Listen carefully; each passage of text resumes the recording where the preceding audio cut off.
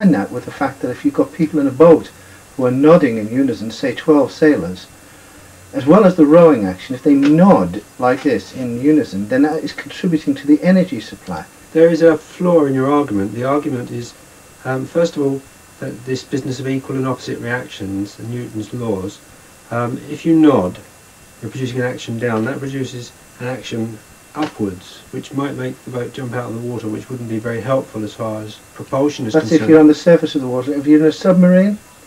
If you're in a submarine, this would be one way of making the boat go up. But could I point out that the problem with this method of propulsion has always been... But you're now in the focus again.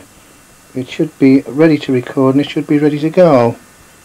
Record, right, okay. You are now... Okay. That's on, that's rec and that's rec. Right. This is take 3. Take 3. Whilst you just talk for a sec while I back the mirror. The problem is one of energy, as you mentioned previously.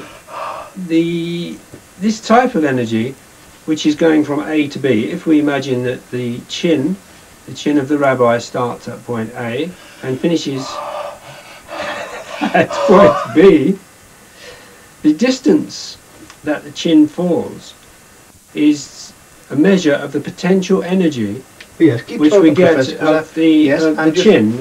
And as if A to B is going in a downward direction, the rabbi's chin, made of course heavier and more attractive to gravity by the small beard, goes downwards, and this makes the submarine go upwards. And as we have previously discussed, the problem is, as the viewers might like to practice for themselves, once you have got your chin down as far as your chest, it's very difficult to get it down any further.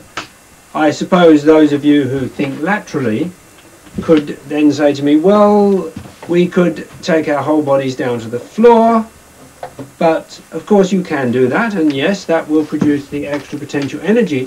But once you're on the floor, once all the rabbis are on the floor of the submarine, you are in, as the rabbis would say, shtuch. Because if you go below this level, you would then be outside the submarine. Take 4. Are you Take 4 rabbis. Have an intelligent expression ready. Don't wander off too much, right. Take 4. The problem today we're discussing is relative energy ratio patterns. Can you expound on that? I just have. But I will go over this again for the late viewers. If we are trying to get our submarine to go upwards, the chin has to go downwards, which is aided and abetted by the goatee beard. And the fact that the chin goes downward, according to Mr. Newton, makes the submarine lift upwards again. But how did you make the submarine go down? If the questions I understand is that if you've got 300 rabbis in, say, a submarine and the engine has gone wrong, how do you get home?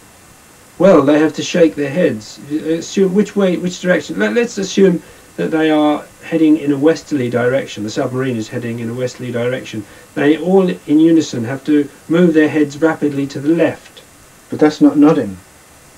That's nodding. But nodding will send them upwards. They don't want to go upwards. They want to go westwards. Yes, but if you get people going like this... No, you can't do that. Because that would just make the boat go forwards when you... or rightwards when you do that, and leftwards when you come back again. So how do you steer? The steering has got nothing to do with the movement of the head. How does the captain issue the chief rabbi is the person steering. So the captain would say, rabbis to the left, rabbis to the right, to make it move. Left or right. To a certain extent. But the problem is, you see, you can't actually move your head. You think you're moving your head to the left, but what am I in fact doing when I go like that? You're moving your head to the left. Ah, but in what sort of pathway? I see, you're using an elliptical ellipsoid pattern. Exactly. And that would just make the boat go around in circles. So what you've got to do is to make your head go exactly to the left. And watch this.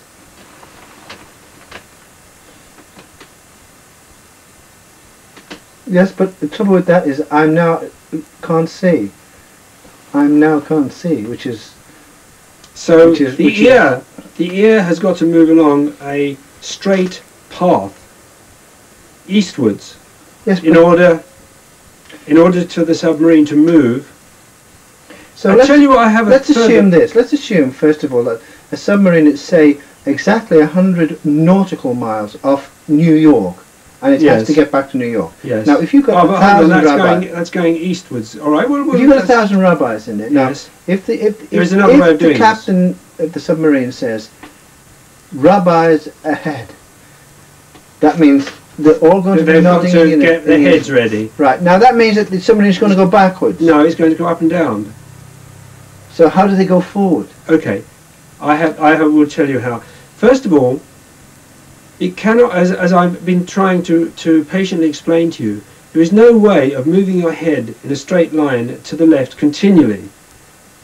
You can move it round in a circle, or as you correctly said, looking at it from the top, an ellipsoidal path, but this will just send your submarine in a reverse ellipsoidal path. So in other words, you're going to have a submarine that's standing in the water doing this. Exactly. So the nodding doesn't work. Now there is another way. But what if you had 500 rabbis nodding in one direction and the other 500 nodding in the other direction? But that would break the submarine in half. So how do they go forward? I'm just about to explain. First of all, I'll explain how they go backwards, and then by reversing the procedure, you will go forward. Now, excuse me, I just had some laughing pills.